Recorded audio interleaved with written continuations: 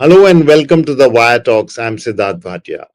On January 26, India will celebrate its Republic Day with the usual pomp and spectacle, with march past by the defense forces and tableau by the state government showcasing their best in terms of progress and culture. But does every citizen know what exactly the country is celebrating? We already have an Independence Day when the flag is unfurled at Red Fort. What exactly does Republic Day commemorate? To put it simply, January 26th marks the day in 1950 when the Indian Constitution took effect. It had already been adopted on November 26, 1949. And this set the basis for the Republic, the creation of the modern Indian state, when the laws came into force that provide equal treatment to every Indian, among other things. Lately, however, this constitution, one of the finest in the world, is under threat. Various politicians had said before the 2024 elections that their party would change the constitution if it got a two-thirds majority. That threat was averted, but there is no saying that it has gone away. Our guest today, constitutional lawyer Raju Ramchandran, has practiced in the Supreme Court for over 48 years. He was appointed as amicus curiae, friend of the court, in the Gujarat violence case and in the Sabarimala entry case. He has appeared in many crucial cases such as the same-sex marriage case and is currently involved in the implementation of the places of worship case, the UP halal ban and the Dawoodi Bohra excommunication cases. Raju Ramchandran, welcome to the Wire Talks. Thank you, Sidharth. Nice to be here again with you. Yeah. Please tell us about the importance of the Republic Day.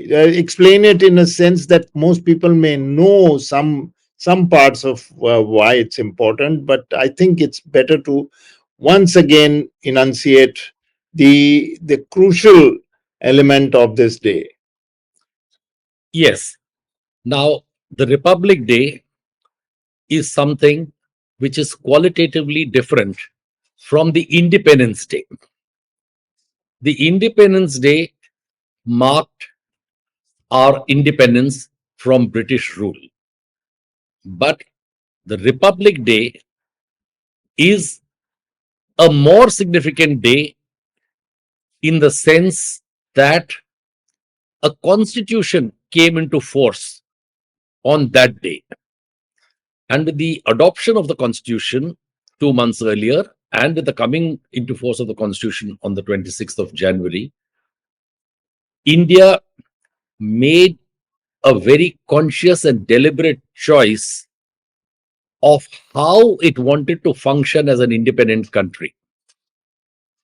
It chose a republican form of governance, and it chose, as part of the constitution which was coming into force, the Westminster form of government.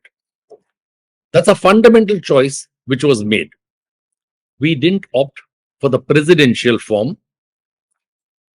We opted for the parliamentary form of government. That's very, very important in the context of what I hope we'll discuss later on in the course of this podcast. It is relevant in the context of one nation, one election. Westminster form of government means a government accountable to the people who elect parliament by adult franchise. And so, unlike the chief executive of the United States, who has a fixed term of 4 years unless impeached, here a government will survive only for as long as it enjoys the confidence of the people. So this was a fundamental choice made.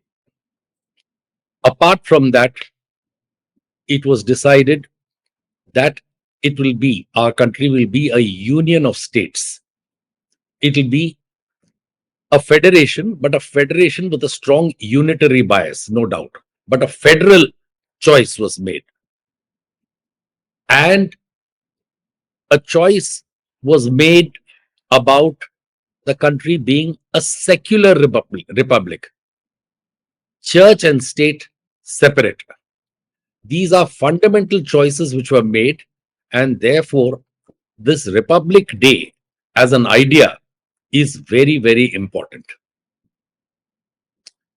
Raju, the word secular wasn't there in the original document. I'll come to that later, but is that correct to say? It wasn't there. It was brought in later only by the 42nd Amendment, but that is of little consequence. The whole constitution was secular in nature, and that is the reason why a recent challenge to the inclusion of the word secular in the constitution was thrown out by the Supreme Court, because some people, including Dr. Subramaniam Swamy, challenged the inclusion of the word secular. The court said the constitution was secular, is secular. A word doesn't matter. The fact that it is a secular constitution is apparent from the text of the constitution and the context of the constitution. When we spoke a couple of years ago, that was in the context of governors going rogue, as one might say, interfering in with the matters of the state government. And since then, I think things have got a little more, things have got worse, as it were. Because not only have the governors continued doing that, just saw what happened in the governor of Tamil Nadu. He's really going after the Tamil Nadu government, which is an elected government. But now the challenges to the constitution have worsened, because just before the elections in 2024, a few BJP politicians openly spoke about how they would change the constitution if they won a big majority. Why would they want to do this, and why would they say it openly? Why they would want to do this is a question which they must answer, but we can speculate. It's part of the carrying forth of the majoritarian homogenizing agenda on which they sought to come to power. And therefore, the completion of their project would have meant this, that India be declared a Hindu Rashtra. But fortunately, the results of the 2024 May-June elections have put this idea in the background of a wholesale constitutional change, because the people didn't give them the majority to do this. How would they be able to change it? What are the mechanisms? What is the process? According to Article 368 of the Constitution, a constitution amendment can be passed only by a 2/3 majority of Parliament, and certain amendments which affect the states, in addition to that 2/3 parliamentary majority, require a ratification by more than half the states. The first hurdle to be crossed in any attempt to amend the constitution is getting past this 2/3 majority requirement. And fortunately, that 2/3 majority requirement won't be crossed, because the election results have made it clear that people didn't want this kind of wholesale change. This is 2/3 in both houses. That's right. That's right. Okay, so as you said, the voters didn't give them that majority. I would speculate that the voters were really shaken by this notion that this constitution would have been altered, and I think various parties came out and campaigned on that platform, but that really meant that the people care about it. Yes, I think that's a fair assumption to make. That the constitution is a bedrock, and people see bedrock of the state, bedrock of equal rights, and the people saw it as such. I think, and I'd like your response to this.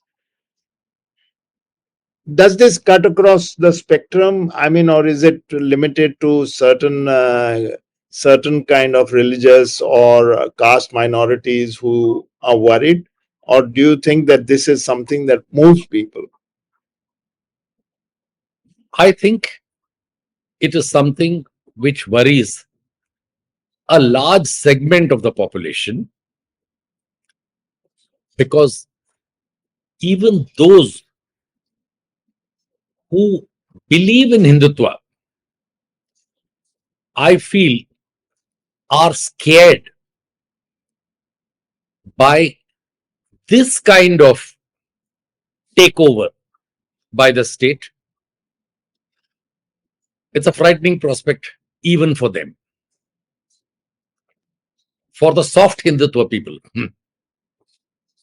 But no, I'm still not getting it. Why would this happen? What is why would somebody is about to vote say this is really worries me? Because there are so many other issues when elections are fought. Am I right? I think it worries the common person because he or she realizes that some of these changes will affect the social fabric, neighborly relations. After all, the major communities of this country are intertwined in everyday life. Who's your carpenter? Who is your plumber? Right? So it's something which is there all around you, the interdependence of communities. And I think the common man cares for his or her neighbor and doesn't want the neighbor to feel insecure. And I Also, suppose uh, that's you're right. right. But sorry, go ahead. The common man also includes the Dalit and the OBC. And so the fear that reservations may end, the idea of affirmative action, which has uplifted so many segments of society, the fact that such an important component of equality is going to be taken away scares the average citizen, even if the elite feel that they are being deprived of seats in engineering colleges. So But it is not an abstract notion. no, it is not. It is not an abstract notion. It affects the person on the street. Uh, well, that's heartening to know, if I may add this comment, that this has the idea of the constitution, idea of equal rights, idea of reservations, in many ways has permeated this country over the last so many years. That's right. And let me tell you one more thing. The beauty of this constitution is that it has endured in spite of the fact that the Constituent Assembly was not elected by adult franchise. It was an indirectly elected assembly chosen by members of the provincial legislatures. And significantly, at that time, it was only about 25 or 26% of the adult population which enjoyed voting rights, because there were all kinds of restrictions on the voting right, educational qualifications, taxation, other economic qualifications. The beauty of our constitution is that though it was drafted by an assembly which did not, in that sense, embody the popular will, it was still composed of a cross section of Indian society. And the fact that an indirectly elected assembly like this could give us an enduring constitution is something we must marvel at and be grateful for. In fact, that was going to be my next that how is this document written 75 years ago, and now you say under these kind of conditions. I suppose there was no vote for women at that time. Is that correct? No, I don't think that's correct. I don't Oh, think there that's correct. was? Oh, you Yes, mean as long as they met these conditions? That's right. That's right. Okay. But I was going to ask, how has it lasted all these years? And you preempted the answer. The wisdom of the founding fathers is quite visible in this. Shall we say founding parents? Shall we say founding parents? Founding parents. Yes, there were women in the committee. But you're right that it has lasted all these years because of very far-seeing vision that these parents had about what they wanted India to be. Not what they wanted the document to be, but what they wanted India to be. That's right. Now, you mentioned early on when we were discussing, and you mentioned that that there were this idea of the one state, one country, one nation, one election is also anathema as far as the constitution is concerned. How exactly is that? Yes, let me explain this. Now, this idea of one nation, one election pins everything to a particular date which is coterminous with the tenure of the Lok Sabha. That's going to be the appointed date according to the proposal, which means that if a state government falls because it has lost its majority,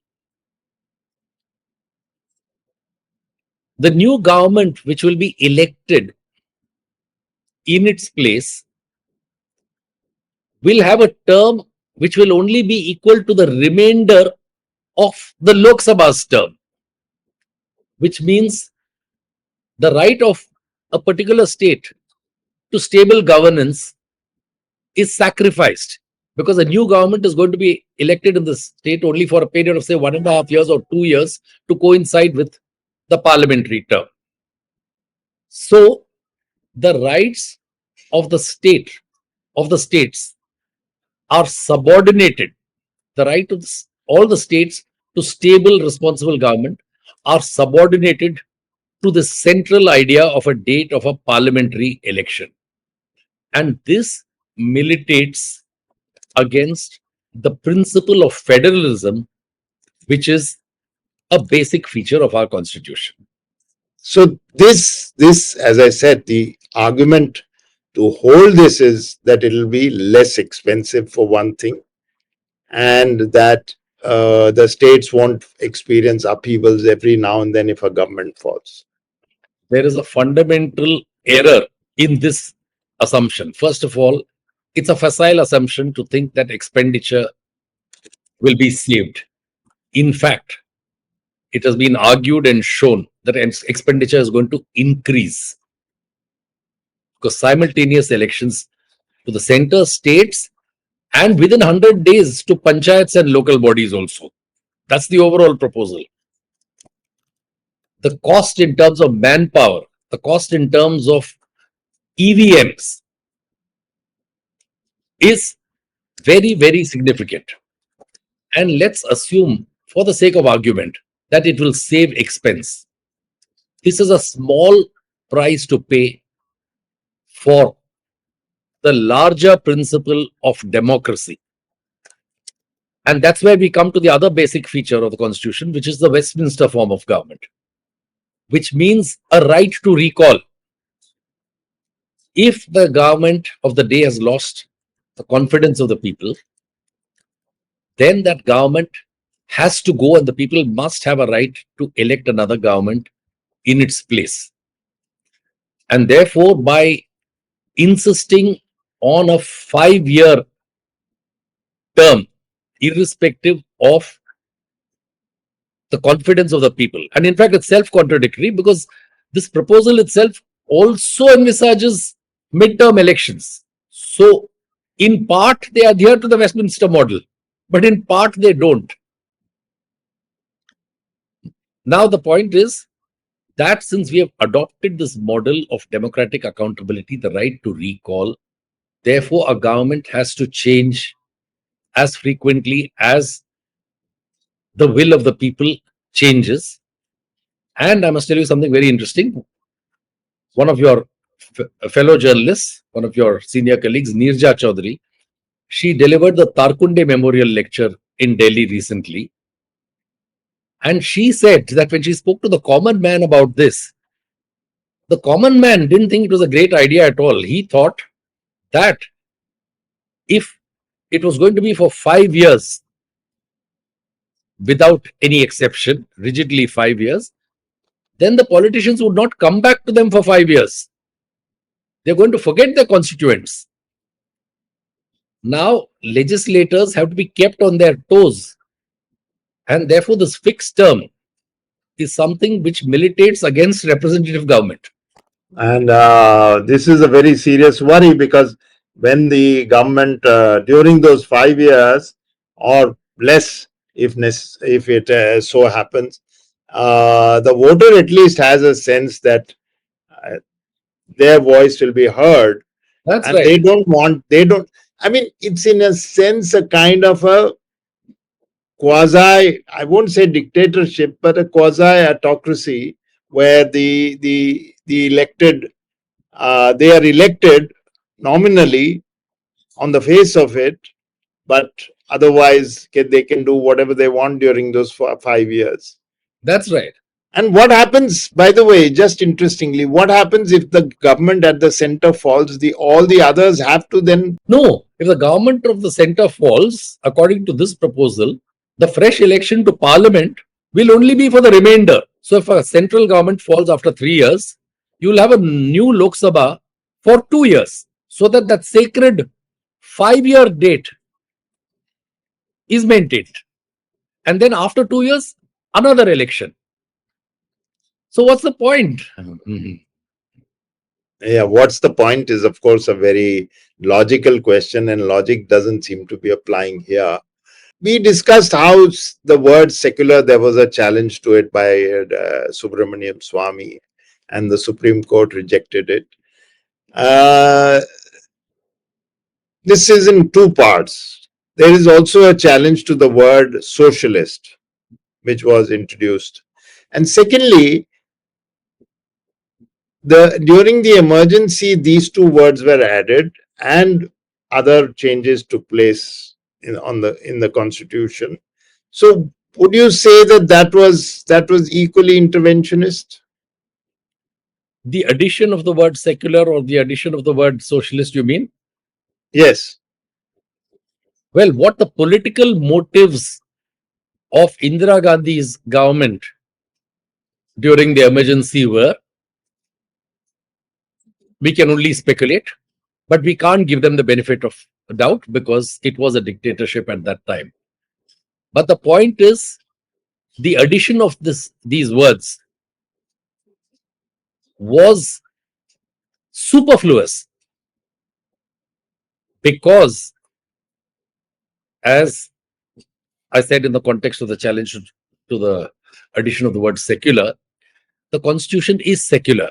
And if you understand socialist not in terms of doctrinaire socialism, just like secular, the word also changes over time, the meaning of the word. Socialist in the sense of a welfare state. Can a poor country like India be anything other than a welfare state? That's how you understand socialism. A state which cares, a state which doesn't surrender to the free play of market forces, leaving out segments of the population altogether without anything trickling down to them. That's not the choice we made. Why did the founding parents not add those two words at that time? Because when they incorporated the directive principles part of the constitution, they were putting in the idea of the welfare state there. You can only speculate that they didn't use the word socialist also because it might have had some doctrinal implications. The point is, after all, the Constituent Assembly comprised people from the then far right to the then far left. If there was a consensus on the fact that it should be a welfare state, a state that cares, why should it matter that the word socialist was not used? And the word socialism, as I said, its meaning has changed over time. So it is green, includes the green movement. That's also socialism. So it was implied that this will remain a welfare state. That's right. And I suppose reservations were also part of it, social justice. And there was no reason to, you're right. I mean, the word socialist would have caused a lot of consternation. If you remember, there was a Congress Socialist Party, That's right. and which had moved away from the Congress. So it was a word with that would have caused consternation and perhaps further arguments. So I see the point, but you know how these are the two words that the BJP is most concerned about, and left it to them, they will probably get rid of them first. Which brings me to my next question. Do you think, despite not getting two-thirds majority, there will be efforts won't be made to change it? And second, do you think there is any danger to the constitution in the midterm or in the long term, for example? In the long term, if you're talking of the long term after 2029, it's anyone's guess. But I think for the next 5 years, we are reasonably safe. Of course, attempts will be made to keep the pot boiling. A political point can be scored by saying, look, we tried to save you all the expenditure of frequent elections, but the opposition didn't cooperate. That's a good political point to make, isn't it?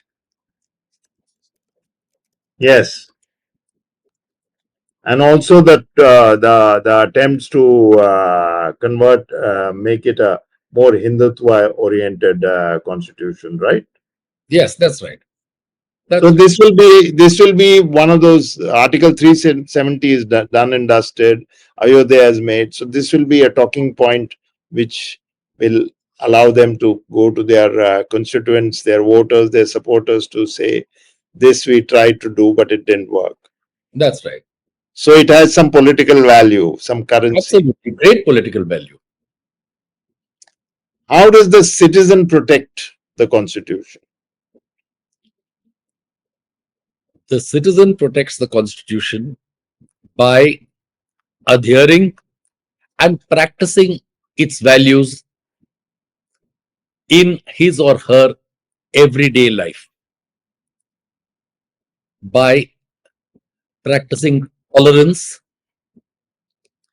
by showing compassion, by showing fraternity. That's something which we need to internalize in our everyday personal behavior, in our personal interactions, in our interactions with society. And I hope your next question will be, how will the courts protect us? It was going to be my next question. The citizen has shown their worth, their commitment to the constitution, not by saying it, but by proving it, by voting any proposal to do that, voting it away. But you, we still, the critical component of this entire thing is the courts, from the lowest to the highest. How would the courts, how would you want the courts to protect? How do you think they will? If it is an attempt to change the constitution, overhaul the constitution, I don't mean changing, because our constitution is a flexible constitution. We are now talking about the 129th amendment. Most constitution amendments have been upheld, and rightly so, because if a constitution is rigid, it can only get overthrown by revolution. But our constitution makers didn't want that. So they introduced Article 368 to enable amendment of the constitution. But that's where the basic structure doctrine comes in. It was laid down in 1973 in the Keshavananda Bharati case. And Sidharth, in my earlier podcast with you 2 years back, I made the point, and it's worth making it again, that it is that which will come to the rescue of any drastic constitutional overhaul. And again, I make a disclosure which I made then also. I have been a critic of the basic structure doctrine. I remember. But I had to eat crow, because when I made my critique, I thought the dark days of brute majoritarianism were over. And I thought the country had moved to a coalition era. But those days are back. And it is only the basic structure doctrine which will come in the way of any attempt to overhaul the constitution in a manner that the constitution loses its identity. Of course, with the passage of time, having learned the lessons of life, every parliament needs to review the constitution. But to change it overall, to destroy its identity, that can't happen as long as the basic structure doctrine stands. And that is what the highest court will have to do if a challenge is brought to a constitution amendment which seeks to do that. I would like you to kind of slightly explain what the basic structure doctrine is.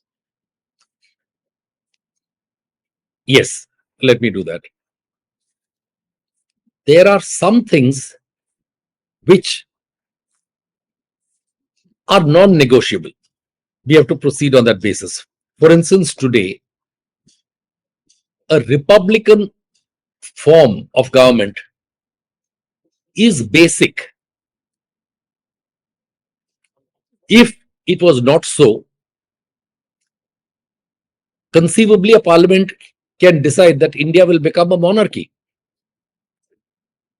Can you visualize that? So some things are as basic as that. Or equality. Can you envisage a situation today where caste discrimination comes back again? No, we have progressed. We have gone far beyond that. So I'm giving you just two examples. Monarchy, inequality. These are things which we can't go back to. And if we try to go back to that, we'll be violating the basic structure of the constitution, and the courts will come in. Well, I hope neither happens. I can't see a monarchy. On the other hand, you may argue that we already have a monarchy, but in some ways, that is a light kind of comment. But as you said, if the courts waver, if the courts, there have been many cases in which the courts have admitted, petitions which they should have thrown out at the right in the beginning. If they start showing some signs of being open to discussing certain things, then a door will open, and then it's a very worrying prospect. Yes. Therefore, the judges can't be found wanting in situations like this. And I hope and pray that the judiciary rises to the occasion. And there are encouraging signs now. And I hope those signs continue to be shown. Well, amen to that.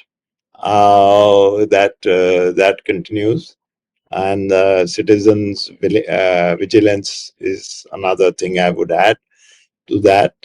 So, Raju, this comes at a very, very good time. You have covered a lot of ground. Who knows? We may need to meet again after 2-3 years, and at that time, who knows what the scenario is. But thank you once again for joining me in this podcast and explaining to the concerned citizen, and even otherwise, why the Constitution deserves protection. Thank you very much. Great to be talking to you again. Yeah, thank you. And we'll be back with another guest next week. Till then, it's goodbye from me, Sidharth Bhatia, and my team.